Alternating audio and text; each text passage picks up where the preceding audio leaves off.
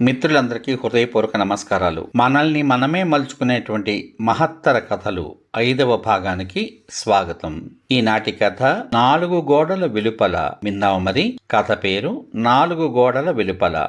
Corona వ్యాధి చికిత్స ఇచ్చే వార్డులో చికిత్స పొందుతున్న ఒక టీచర్ ఏమీ తోచక చదువుదామని ఒక పుస్తకం తీసుకునే సమయానికి ఆమె ఫోన్ మోగింది. ఆ ఫోన్ కాల్ ఒక తెలియని నెంబర్ నుంచి వచ్చింది. సాధారణంగా అలాంటి నెంబర్ల ఫోన్ కాల్ ఆవిడ తీయదు. ఆసుపత్రిలో ఒంటరిగా ఉంది. చెయ్యడానికి వేరే పనేమీ లేనందువల్ల ఆ ఫోన్ కాల్ని రిసీవ్ చేసుకుంది ఆమె.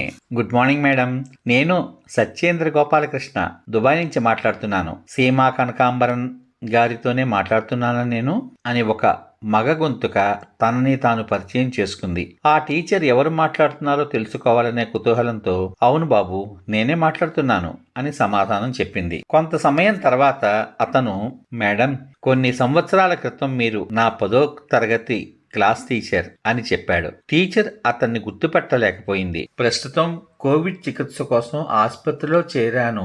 అంత ముఖ్యమైన విషయం కాకపోతే మనం తర్వాత మాట్లాడుకోవచ్చా అని అంది. దానికి బదులుగా సత్యేంద్ర ఇలా అన్నాడు. 1995 బ్యాచ్లో మొదటి ర్యాంకర్ అయిన సుబ్బు ద్వారా మీకు ఆరోగ్యం బాగోలేదని తెలిసింది మేడం అని చెప్పాడు. నాకు సుబ్బు బాగా తెలుసు. నేను అతన్ని గుర్తుపట్టాను, కానీ నిన్నే గుర్తుపట్టలేకపోతున్నాను అని టీచర్ చెప్పింది. సత్యేంద్ర మీకెప్పుడూ తలనొప్పి తెప్పించి పొడుగ్గా నల్లగా ఉండి ఆఖరి బెంచిలో కూర్చునే ఒక పిల్లాడు బహుశా గుర్తుండే ఉంటాడు. ఆ పిల్లవాడిని నేనే మేడం అని చెప్పాడు. ఆ టీచర్కి ఒక్కసారిగా గుర్తుకొచ్చి, ఓ, ఆ వెనక బెంచి పిల్లలా అని అడిగింది. ఆ సంభాషణ ఆసక్తిగా మారడం వల్ల ఆమె పుస్తకాన్ని బల్ల మీద ఒక పక్కగా పెట్టి దిండుని తల వెనుకగా సర్దుకుని తనకు తాను సుఖంగా కూర్చుని అప్పుడు అతడిని, ఇంత అకస్మాత్తుగా నేను నీకు ఎందుకు జ్ఞాపకం వచ్చాను బాబు అని అడిగింది. సత్యేంద్ర ఇలా అన్నాడు. మీరు ఆసుపత్రిలో ఉన్నారని తెలిసినప్పుడు మా 1995వ తరగతి క్లాసు పిల్లలందరితో ఒక కాన్ఫరెన్స్ కాల్ ఏర్పాటు చేద్దామని నాకు ఆలోచన వచ్చింది మేడం అని చెప్పాడు. తోటి విద్యార్థులు 7గురిని నేను ఈ రోజు లైన్లోకి తేగలిగాను. ఇప్పుడు వాళ్ళందరూ మన సంభాషణ వింటున్నారు మేడం. మేమందరం మీరు తొందరగా కోరుకోవాలని ప్రార్థిస్తున్నామని మీకు తెలపడానికే ఫోన్ చేశాను. అతను ఆ మాటలు చెప్పగానే టీచర్ గారికి ఒక్కసారిగా మాటలు తడపడ్డాయి. కొంత సమయం తర్వాత ఆవిడ, ఇప్పుడు చెప్పు బాబు, నువ్వు ఎక్కడున్నావు అని అడిగింది. నేను ప్రస్తుతం దుబాయ్లో ఉన్నాను మేడం. నేను స్వంతంగా లాజిస్టిక్ వ్యాపారం చేస్తున్నాను. మొదట్లో నేను ఉద్యోగం వెతుక్కోవడానికి ఇక్కడికి వచ్చాను. చివరికి ఒక విజయవంతమైన వ్యాపారవేత్త అయ్యాను. ప్రస్తుతం నా సంస్థలో 2000 మంది ఉన్నారు అని సత్యేంద్ర చెప్పాడు. తర్వాత కొనసాగిస్తూ ఇలా అన్నాడు. మేము 10వ తరగతిలో ఉన్నప్పుడు మీరంటే మా వెనక బెంచి విద్యార్థులకు క్రమశిక్షణ విషయంలో చాలా భయం వేసేది. కానీ అదే సమయంలో మీరు ఎంతో ఔదార్యంతో మాకు మద్దతు ఇచ్చి గొడవ చేసే, అల్లరి చేసే వెనక బెంచి విద్యార్థులమైన మాలో విశ్వాసాన్ని, ఆత్మవిశ్వాసాన్ని పెంచారు. నేను వారి నాయకుడిలా ఉండేవాణ్ణి అన్నాడు. నేను వారి నాయకుడిలా ఉండేవాణ్ణి. మీ చేతిలో అందరికన్నా నాకే ఎక్కువ శిక్షలు పడ్డాయి.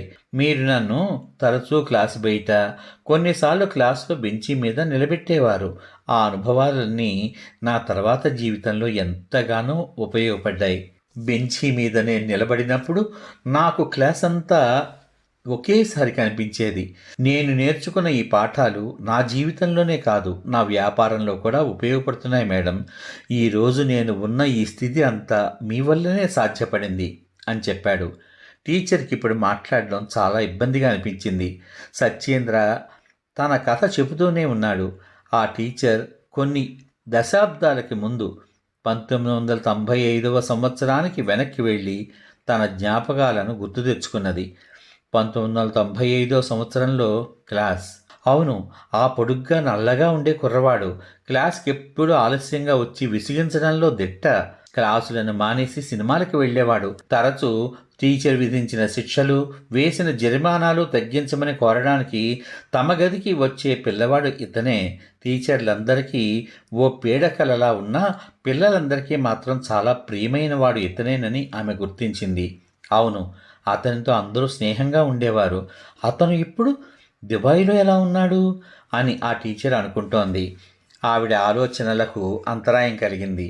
హలో మేడం, మీరు వింటున్నారా అని అడిగాడు సత్యేంద్ర. టీచర్ స్పృహలోకి వచ్చి ఆ ఆ, వింటున్నాను బాబు అని సమాధానం చెప్పింది. ఆవిడ సంభాషణ కొనసాగిస్తూ, సత్యేంద్ర, స్కూలు వదిలి వెళ్ళిన తర్వాత నీ గురించి ఏమీ తెలియలేదు.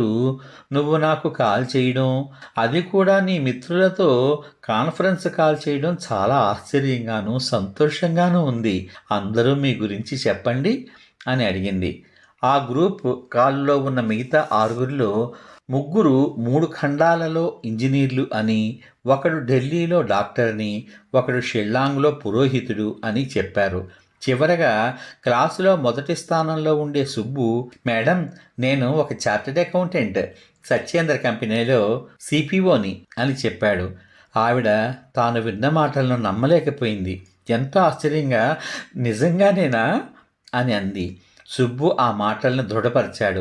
నేను సత్యేంద్రతో కలవకముందు కేపీఎంజీలో పనిచేసేవాణ్ణి. సత్యేంద్రతో కలిసిన తర్వాత వృత్తిపరంగా నాకు చాలా తృప్తిగా ఉంది. అలాగే నా కుటుంబ జీవితం కూడా బాగుంది మేడం అని చెప్పాడు.